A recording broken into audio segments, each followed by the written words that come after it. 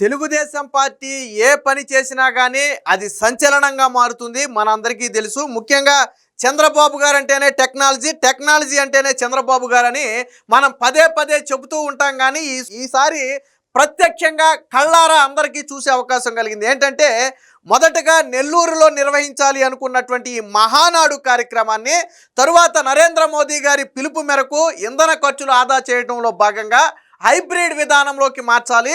కార్యకర్తలు వాహనాల ద్వారా రావటం వల్ల ఇబ్బంది అవుతుంది, నాయకులకు ఇబ్బంది అవుతుందని చెప్పి హైబ్రిడ్ విధానంలోకి మార్చారు.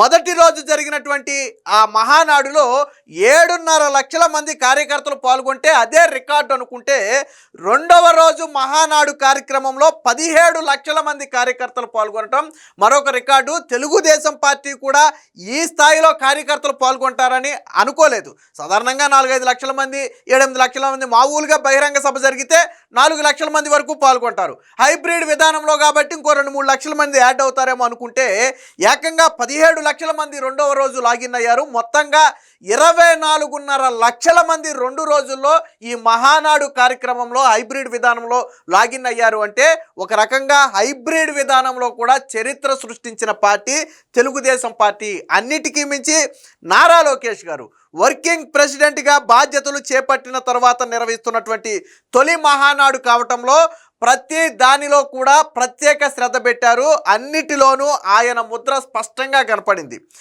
మాట్లాడే వక్తల దగ్గర మొదలుపెట్టి ఏర్పాటు చేసినటువంటి ఏర్పాట్ల వరకు కూడా అన్ని రంగాలలో, అన్ని విషయాలలో నారా లోకేష్ ముద్ర పడింది. అందరికీ ముందు సమాచారం ఇవ్వటం, స్టేజ్ డెకరేషన్ దగ్గర మొదలుపెట్టి ఎవరు మాట్లాడాలి, ఈవెన్ యువతకు ఎక్కువగా ఈసారి మీకు దాదాపుగా 80 మందికి పైగా వక్తలు మాట్లాడితే దాదాపు 50 నుంచి 60 మంది యువతే ఎక్కువ మాట్లాడారు. చూడండి, బేసిక్గా 40 ఏళ్ళు లోపున్నోళ్ళు, 30 ఏళ్ళు లోపున్నోళ్ళు ఎక్కువ మంది మాట్లాడారు. సో అంటే యువతకు ప్రాధాన్యత ఇస్తూ, అదే సమయంలో మహిళలకు ప్రాధాన్యం ఇస్తూ దీన్ని పర్ఫెక్ట్గా ప్రీ ప్లాన్డ్గా సెట్ చేసినటువంటి మహానాడుగా చెప్పొచ్చు. సో నారా లోకేష్ గారు ఈ మహానాడికి 10 రోజుల ముందు నుంచే అన్నిటి మీద కూడా ప్రత్యేక దృష్టి పెట్టారు. అనుకున్నట్టుగానే మహానాడు కార్యక్రమంలో ప్రతి ఈవెంట్లో కూడా నారా లోకేష్ ముద్ర అయితే చాలా స్పష్టంగా కనపడింది. మొత్తంగా హైబ్రిడ్ విధానంలో కూడా తెలుగుదేశం పార్టీ అయితే రికార్డు సృష్టిస్తూ 24.5 లక్షల మంది 2 రోజులు మహానాడు కార్యక్రమంలో పాల్గొన్నారు. మొత్తంగా మహిళా తీర్మానంతో కలిపి 21 తీర్మానాలను అయితే ఆమోదించారు. నారా లోకేష్ ప్రతిపాదించినటువంటి ఈ 33% మహిళా రిజర్వేషన్ని చంద్రబాబు గారు చివరిలో దాన్ని ఆమోదిస్తూ ఆ నిర్ణయం కూడా తీసుకోవడంతో హర్షాతిరేకాలు అయితే వ్యక్తం చేశారు. అనుకున్నట్టుగా అంటే వాస్తవానికి మహానాడు కార్యక్రమంలో మంగళగిరి పార్టీ ఆఫీసులో సాధారణంగా 200-300 మందికి మాత్రమే ఏర్పాటు చేశారు. కానీ దాదాపుగా 1875 క్లస్టర్లలో భారీ ఎల్ఈడి స్క్రీన్లు ఏర్పాటు చేయడంతో పాటు భారీగా కార్యకర్తలు కూడా చేరుకున్నారు. వాస్తవానికి కార్యకర్తలు ఈ స్థాయిలో పాల్గొనడానికి ప్రధాన రీజన్ ఏంటంటే, ఒకటి, పెద్దగా వాహనాలు వేసుకుని దూరం రావాల్సిన అవసరం లేదు. సాధారణంగా మహానాడు కార్యక్రమానికి ప్రజలందరూ వస్తారు, కానీ అక్కడ ప్రాబ్లం ఏంటంటే అకామిడేషన్ అనేది ప్రాబ్లంగా మారుద్ది. సో ముందు రోజు వచ్చి ఎవరైనా ఉండాలంటే మొత్తం అన్ని ఫిల్ అయిపోయి ఉంటాయి. సో అలాంటి ప్రాబ్లం ఈసారి లేకపోవడంతో అందులోనూ దగ్గరలోనే ఎల్ఈడి స్క్రీన్లు ఏర్పాటు చేశారు. దగ్గరలోనే మహానాడు కార్యక్రమం ఉండటంతో పెద్ద ఎత్తున కార్యకర్తలు అయితే తరలి వచ్చారు. తెలుగుదేశం పార్టీ కార్యకర్తల బలం ఏంటో ఈ హైబ్రిడ్ మహానాడు ద్వారా మరొకసారి అయితే బయటపడిందని చెప్పొచ్చు. దీనికి సంబంధించినటువంటి వార్త కూడా ఒకటి వచ్చింది, ఒకసారి చూద్దాం. హైబ్రిడ్ మహానాడు సూపర్ హిట్, 24.5 లక్షల మంది హాజరుతో రికార్డు, మహిళా రిజర్వేషన్ సహా 21 తీర్మానాలు. లోకేష్ వర్కింగ్ ప్రెసిడెంట్గా తొలి మహానాడు సవాల్గా తీసుకున్న యువనేత. వర్చువల్ కార్యక్రమం భారీ సక్సెస్, అటు క్యాడర్ జోస్, నాయకులకు దిశానిర్దేశం, కూటమి ఐక్యత కోసం ఒక రాజకీయ తీర్మానం అని చెప్పి చెప్పడం జరిగింది. సో పశ్చిమాసియాలో సంక్షోభం నేపథ్యంలో నరేంద్ర మోదీ ఇచ్చినటువంటి పిలుపు మేరకు వాస్తవానికి బహిరంగంగా నిర్వహించిన ఇంత జనం వచ్చేవాళ్ళు కాదేమో, ఎంత జనం రారు అసలు. 17 లక్షల మంది హైలీ ఇంపాసిబుల్, రారు ఒకే రోజు 17 లక్షల మంది. కానీ వర్చువల్ విధానంలో నిర్వహించాలి అని నిర్ణయం తీసుకున్న వెంటనే నారా లోకేష్ పకడ్బందీగా చర్యలు తీసుకున్నారు. వీలైనంత ఎక్కువ మంది కార్యకర్తలు క్లస్టర్ల ద్వారా ఆ సమావేశంలో పాల్గొనేలాగా ఏర్పాటు చేశారు. పార్టీ నాయకులకు ముందే దిశానిర్దేశం చేశారు. ప్రతి క్లస్టర్ వద్ద కూడా కార్యకర్తలకు కావాల్సినటువంటి కనీస సౌకర్యాలు, త్రాగునీరు కావచ్చు, ఫుడ్ కావచ్చు, ఇవన్నీ కూడా ఏర్పాటు చేయడంతో పాటు కూర్చుని ప్రశాంతంగా వీక్షించడానికి కావాల్సినటువంటి అవకాశాలన్నీ కూడా ప్రతి క్లస్టర్లో కల్పించారు. ఆ బాధ్యతను అక్కడ స్థానిక ఎమ్మెల్యేలకి నారా లోకేష్ అయితే చెప్పడం జరిగింది. ప్రతి నియోజకవర్గంలో కూడా ఈ కార్యక్రమాన్ని సక్సెస్ చేయాల్సిన బాధ్యత అక్కడ స్థానిక నేతల మీద పెట్టడంతో వారందరూ కూడా బాధ్యతగా తీసుకున్నారు. ముఖ్యంగా నారా లోకేష్ వర్కింగ్ ప్రెసిడెంట్ అయిన తర్వాత జరుగుతున్నటువంటి తొలి మహానాడు అనుకోకుండా హైబ్రిడ్ విధానంలోకి రావటం వల్ల మరింత సక్సెస్ అయితే అయింది. అయితే వాస్తవానికి ఈరోజు నెల్లూరులో బహిరంగ సభ జరిగినప్పటికీ కూడా గత మహానాడు కంటే కూడా జనం ఎక్కువ వస్తారని భావించారు. ఎందుకంటే నారా లోకేష్ వర్కింగ్ ప్రెసిడెంట్ అయిన తర్వాత జరుగుతున్నటువంటి తొలి సమావేశం కాబట్టి, తొలి మహానాడు కాబట్టి అనుకున్న దానికంటే మామూలుగా అయితే 4-5 లక్షల మంది వస్తే ఈసారి ఇంకొక 1-2 లక్షల మంది పెరగొచ్చని అనుకున్నప్పటికీ కూడా అందుకనే భారీ గ్రౌండ్ అది కూడా ఏర్పాటు చేయడం ఆల్రెడీ పనులు మొదలు పెట్టేశారు నెల్లూరులో ఈ హైబ్రిడ్ అనుకోక ముందు. సో ఆ తర్వాత భారీ గ్రౌండ్ కావచ్చు, పార్కింగ్ కావచ్చు, లేకపోతే కార్యకర్తలు కూర్చోవడానికి కావచ్చు, భారీ ఏర్పాట్లు చేశారు. బట్ అనుకోకుండా హైబ్రిడ్ విధానంలోకి మార్చారు. దీనికి డబల్ సక్సెస్ అయింది. బహిరంగ సభ కంటే కూడా హైబ్రిడ్ విధానం డబల్ సక్సెస్ అయిందని చెప్పొచ్చు. ఎక్కడా కూడా రెండోది ఈ మాట్లాడే విధానం కావచ్చు, ఆ సమయ పాలన కావచ్చు, చాలా పగడ్బందీగా నారా లోకేష్ సెట్ చేశారు. ఎవరు కూడా లైన్ దాటి మాట్లాడలేదు. ఎవరు కూడా ఎక్కడ భజన చేసే కార్యక్రమం చేయలేదు. లోకేష్ కానీ చంద్రబాబు గారికి కానీ భజన చేసే కార్యక్రమం చేయలేదు. చెప్పాలి అనుకున్న విషయాన్ని ముక్కుసూటిగా చెప్పారు. ఒక్కొక్కరికి 3 నుంచి 5 నిమిషాల సమయం కేటాయించారు. ప్రతి ఒక్కరికి ఎదురుగా టైమర్ని అయితే పెట్టారు. అక్కడ ప్రతి వ్యక్తి కూడా ఆ ఇచ్చిన సమయంలోపే ఆ ప్రసంగాన్ని ముగించాలని చెప్పి స్వయంగా చంద్రబాబు గారు చెప్పడం, చంద్రబాబు గారు కూడా ఇచ్చిన సమయంలోపే ప్రసంగాన్ని ముగించి అందరికీ ఆదర్శంగా నిలవడంతో ఒక సిస్టమేటిక్గా అనుకున్నది అనుకున్నట్టుగా ఒక సిస్టమేటిక్గా ఈ మహానాడు అయితే జరిగింది. ఇది మొత్తం కూడా మొత్తం క్షేత్రస్థాయిలో దగ్గరుండి మొత్తాన్ని కూడా నడిపించినటువంటి వ్యక్తి అయితే నారా లోకేష్, అందులో ఎటువంటి సందేహం లేదు.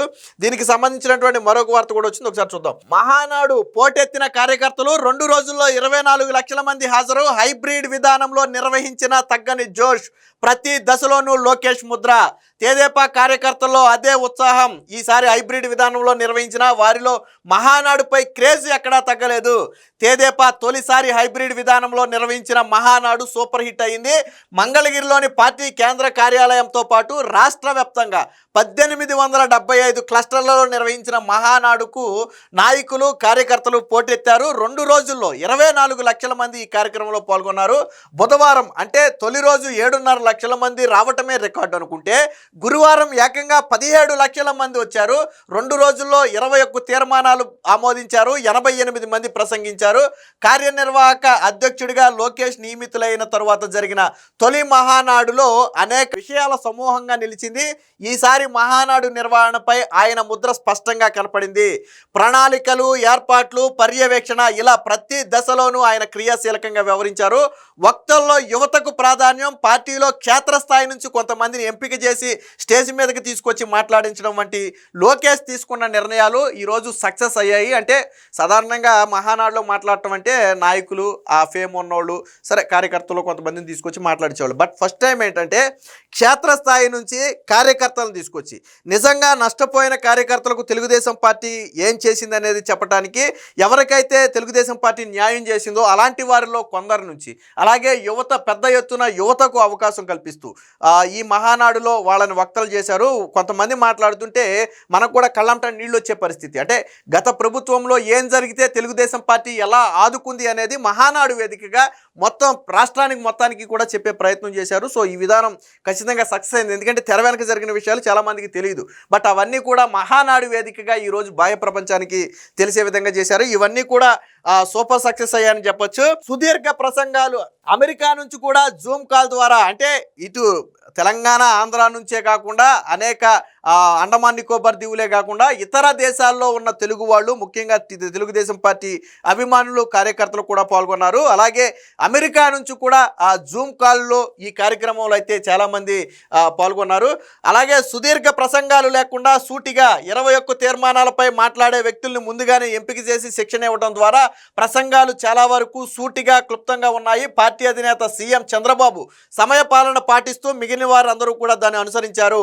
వైకాపా హయాంలో వేధింపులు అరాచకాలకు ఎదురొడ్డి పోరాడిన క్షేత్రస్థాయి కార్యకర్తలు మహిళలకు ఈసారి మహానాడు వేదిక మీద మాట్లాడే అవకాశం కల్పించారు.